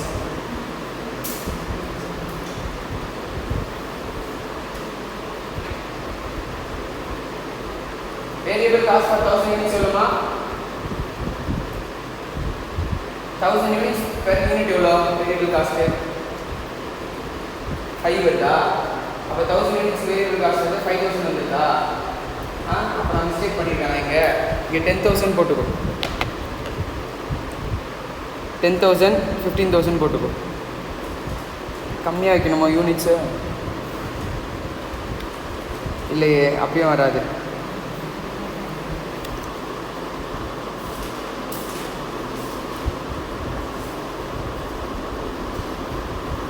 சரிப்பா, 1000 யூனிட்ஸ் 2000 யூனிட்ஸ் வச்சுக்கோ. யூனிட்ஸ் 1000 2000 வச்சுக்கோ. அப்போ எவ்வளோ வருது வேரியபிள் காஸ்ட்டு? ஃபுல்லாக வேரியபிள் காஸ்ட் அதே வந்துடுதா? வெயிட் பண்ணு. Okay,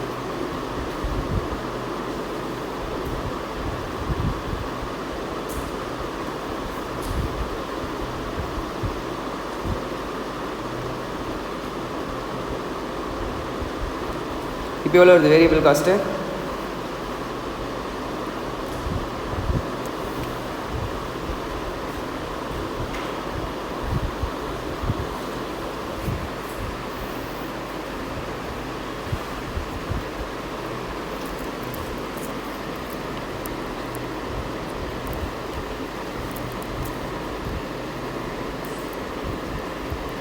variable cost per unit எவ்வளோ வருது?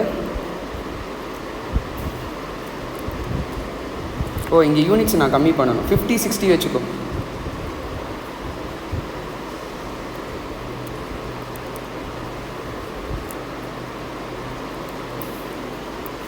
$50 வருதா? 50 × 50 எவ்வளோ? 2500 வருதா? சரி, ஓகே.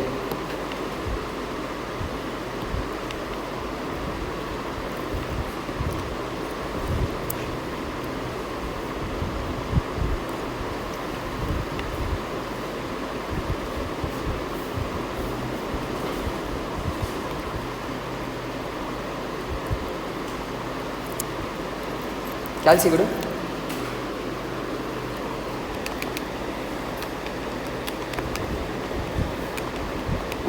இதுக்கு போடு.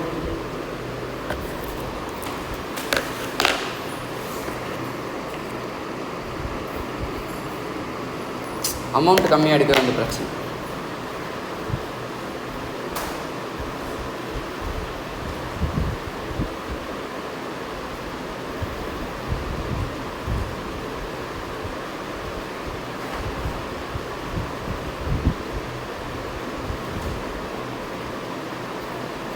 Variable cost per unit. Total variable cost for 1000 units and 1000 units total. Variable cost. Total variable cost. என்ன கண்டுபிடிச்சிருக்க? Per unit கான variable cost கண்டுபிடிச்சிருக்க. நான் என்ன கேக்குறேன்? Total variable cost. இது என்னது? இங்க நான் கொடுத்திருக்கிறது உனக்கு total cost of 1000 units. Total cost of 1500 units நான் கொடுத்திருக்கேன். 1000 யூனிட்ஸ் கண்டுபிடிக்கிறதுக்கு டோட்டல் வேரியபிள் காஸ்ட் எவ்வளோ ஆகுதுமா?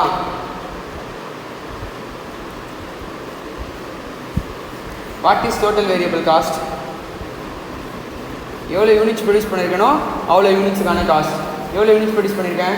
1000 யூனிட்ஸ். அப்போ 1000 யூனிட்ஸ்க்கான வேரியபிள் காஸ்ட் என்ன? 40,000. ஒரு யூனிட்டுக்கு 40னா 1000 யூனிட்ஸுக்கு எவ்வளோ? 40,000. டோட்டல் காஸ்ட் எவ்வளோ? 1 lakh மைனஸ் வேரியபிள் காஸ்ட் எவ்வளோ? 40,000. அப்போ டோட்டல் ஃபிக்ஸட் காஸ்ட் எவ்வளோ? 60,000. கரெக்டா இல்லையா? அதே ரூல் இதில் அப்ளை ஆகணுமா அப்ளை ஆகக்கூடாதா? இப்போ 1500 யூனிட்ஸ்க்கு எவ்வளோ டோட்டல் காஸ்ட்டு? 1,20,000. 1500 யூனிட்ஸுக்கான டோட்டல் வேரியபிள் காஸ்ட் எவ்வளோ?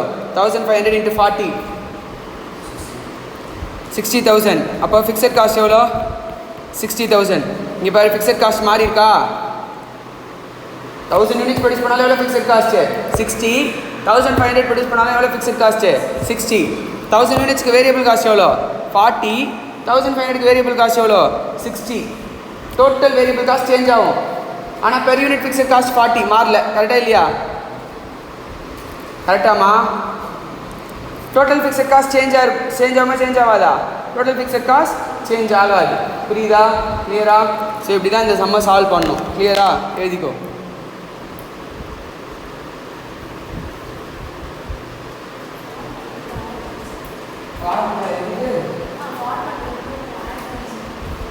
புரியல. இந்த ஃபார்முலாவையா?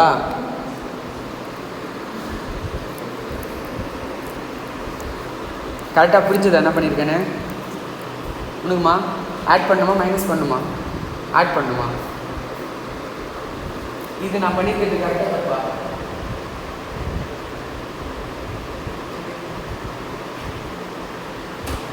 இங்கே நான் மைனஸ் பண்ணியிருக்கேன் கரெக்டாக தப்பா? நாங்கள் மைனஸ் பண்ணியிருக்கேன் கரெக்டாக தப்பாப்பா? கரெக்டு. ஏன்? இந்த ஃபார்முலாவை தான் நான் என்ன பண்ணியிருக்கேன்? Total fixed cost is equal to total cost minus total variable காஸ்ட்னு மாற்றிருக்கேன். சரியா? புரியுதா?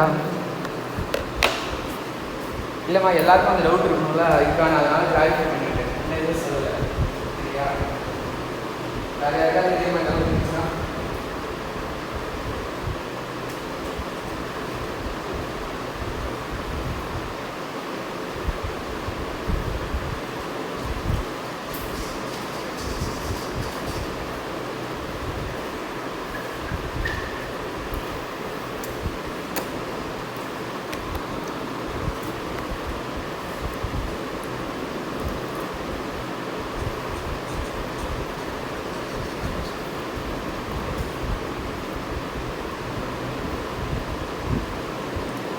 எழுதிட்டீங்களாப்பா? போகலாமா? நெக்ஸ்ட்டு ஸ்டெப் வேரியபிள் காஸ்ட் அப்படின்னு சொல்லுவாங்க. ஓகேயா? ஸ்டெப் வேரியபிள் காஸ்ட்னா ஃபஸ்ட்டு 100 யூனிட்ஸ் வரைக்கும் ஒரு காஸ்ட் இருக்கும். அதுக்கப்புறமா ஃபிக்ஸட் காஸ்ட்டே மாறும். 100 யூனிட்ஸை தாண்டினோடனே என்ன சொல்லுவாங்க? ஃபிக்ஸட் காஸ்ட்டே மாற்றிடுவாங்க. அதுக்கப்புறமா ஒரு பியாண்ட் ஒரு சர்டன் லிமிட் வரைக்கும் ஒரு காஸ்ட் ஃபிக்ஸ்டாக இருக்கும். அந்த லிமிட்டை தாண்டிச்சுன்னா மறுபடியும் காஸ்ட் என்ன உனக்கு சேஞ்ச் ஆகும். மறுபடியும் ஒரு சர்டன் லிமிட் வரைக்கும் காஸ்ட் அதே இருக்கும். அந்த லிமிட்டை தாண்டும் போது மறுபடியும் காஸ்ட் என்ன ஆகும்? மாறும். அப்போ ஒரு ஸ்டெப் மாதிரி வருது இல்லை, அதனால அது என்னது? ஸ்டெப் வேரியபிள் காஸ்ட் அப்படின்னு சொல்லுவாங்க. ஸ்டெப் வேரியபிள் காஸ்ட்னு. புரியுதா? கிளியரா? ஓகேவா? So next average fixed cost is equal to என்னது?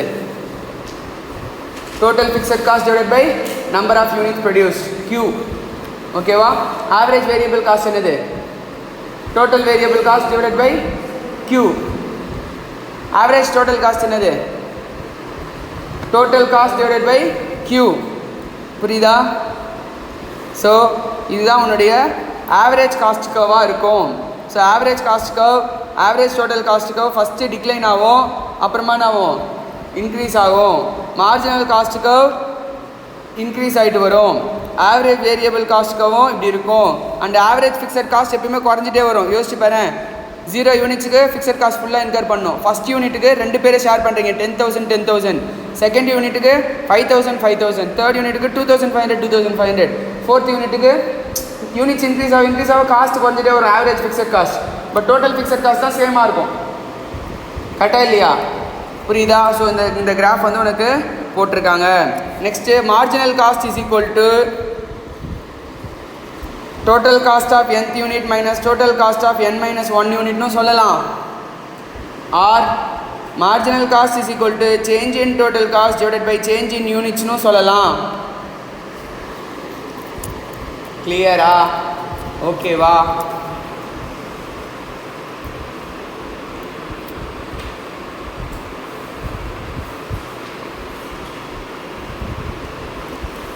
ஸோ ஃபைனல் இன்டர்பிரிட்டேஷன் என்னன்னா, ஆவரேஜ் காஸ்ட் ஃபால் ஆகும்போது உன்னுடைய அவுட்புட் இன்க்ரீஸ் ஆகும். அவுட்புட் இன்க்ரீஸ் ஆகும்போது ஆவரேஜ் காஸ்ட் என்ன ஆகும்? ஃபால் ஆகும். மார்ஜினல் காஸ்ட் வந்து லெஸ் தென் ஆவரேஜ் காஸ்ட்டாகவே இருக்கும். ஆவரேஜ் காஸ்ட் ரைஸ் ஆகும்போது output increase, as a result of output increase ஆகும்போது ஆவரேஜ் காஸ்ட் ரைஸ் ஆச்சுன்னா மார்ஜினல் காஸ்ட் ஆவரேஜ் காஸ்ட்டோட அதிகமாக இருக்கும். இதெல்லாம் ரிலேஷன்ஷிப், டேரெக்டாக அப்படியே கொஷின் கேட்பாங்க. புரியுதா? ஆவரேஜ் காஸ்ட் மினிமமாக இருக்கும்போது மார்ஜினல் காஸ்ட்டும் ஆவரேஜ் காஸ்ட்டும் ஈக்குவலாக இருக்கும். ஸோ இன்னொரு வேர்ட்ஸில் சொல்லணும்னா, marginal cost curve average cost கர்வை மினிமம் பாயிண்டில் கட் பண்ணும். புரிஞ்சதா? ஓகேவா? இப்போ படித்தது எல்லாத்தையுமே பிரேக் போயிட்டு வந்து படிச்சுட்டு இந்த டேபிளில் என்ன பண்ணியிருக்காங்கன்னு புரியுதான்னு பார்த்துட்டு புக் பேக் கொஷினில் காஸ்ட் ரிலேட்டட் ஏதாவது இருந்துச்சுன்னா அதை அட்டன் பண்ணி பாரு.